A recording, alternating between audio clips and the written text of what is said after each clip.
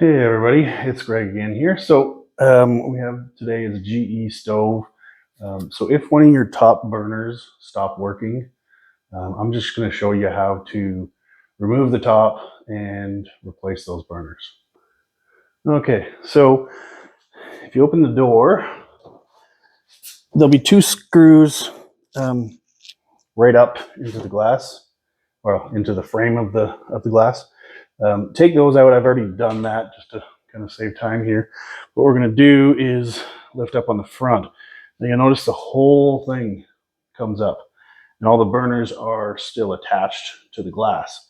That's the problem. So what we're going to do is lift up on the glass and pull it back just a little bit. You got to do that kind of gently because you don't want to wreck anything else, but there's little hooks that sit on the side of these, on the side of this top, that hooks into the actual frame in behind this console. So now we have two connectors, and I'll show you guys that. Okay, so yeah, there's two connectors that hold all the wiring for the top coming from the unit. So the one on the left always seems to have a little bit more to it, so I usually do it first, and then I can kind of pull that right side out just a hair, and then just push in the little tabs and pull it out. It's very easy connection. Okay, so there's one thing I forgot to mention. So when you lift this up, there'll be a ground wire connected right about here. They can also run over to here somewhere, but when you try to pull this thing off, it's not going to come because it's still connected by that ground wire. So now that we've got that undone, we're just going to move it to the bench. All right, so once you've taken the glass with all the elements attached to it over to your bench, now you can pull off whichever element you want, just these 1/4-inch bolts. And I would take a picture of the wiring before you start pulling apart the wiring, just in case. Sometimes it's tough to tell where exactly they went. So I'll show you on this one. So you just pull back, undo that screw, and then these aren't usually too tough to pull back, but you just pull it back, these little clips. Pull that back. Everything's kind of rusted on this machine. It's been outside, I think, for a while. And then you can change out your element. Watch this piece here, especially when you're putting in the new one, because sometimes these aren't connected very well and they could just fall out. And that's what you want, to keep the heat directed towards the front of the glass. So yeah, then you just put your element back on. Now you have to remember, obviously I know on this one because the holes are pretty obvious, but when you look at the old one, there'll be these numbers all on these elements. They all have them, and these clips will be pointed towards a certain number. See, this one's at 50 and 14. This one's at 9 and 45. You want, when you put the new one in, to put these clips and everything back in that exact spot. That way your wiring is going to be where it should be. Nothing's going to get fried or nothing like that by touching anything it shouldn't be touching. So even having those off by one number,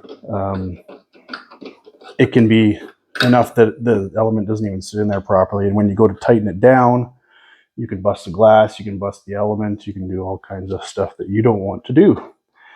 So put these screws back in on the element, and that's it. You don't, make sure these are tight, but you don't need to go crazy tighten them or anything.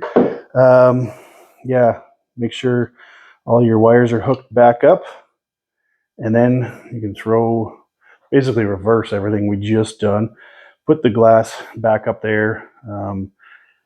It's tough to show you how to hook it on because the actual hooks that these hook into, you can't see once you get in there, but you'll feel it and it'll look like it's supposed to. Whether the gap between the side and the rest of the stove looks bigger on one side or not, the screws in the front that run into this front piece here aren't lining up, you'll know that it's not back in there properly. I'll show you a quick example of how to put this back in, but like I said, I can't get up and close and really show you, but we'll do my best here. All right, so hooking it back on, so there's these little hooks here, and they have to hook onto a little bar that's in here. You can't see it while you're trying to actually put it on, so make sure you've hooked up your wiring connections, lifted it up, reconnected that ground. That's very important. And then we can grab it kind of by the middle of the top here and put it back. The more times you've had this out, which I've had this out 2 or 3 times, so it's going to go in a little easier, but you just kind of hook it in and you'll feel it sort of catch a little bit. It's not a huge hook or anything, so it's not going to feel like, you know, it's pulling it in or anything like that. But if your gap looks very similar to that, you know that it's in place.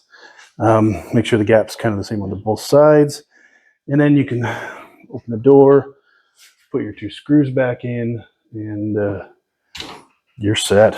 Test your element, of course, after you put it back together. But yeah, that is how you change an element on a glass top GE stove. Every manufacturer does things a little bit differently on how you actually have to get to the element, but you can see that in some of my other videos. All right, everybody, thanks for watching. And yeah, that is how you change an element on a glass top GE stove. Every manufacturer kind of does things differently as to how you get to the element, how to remove the glass, stuff like that. But that's how you do it on a GE.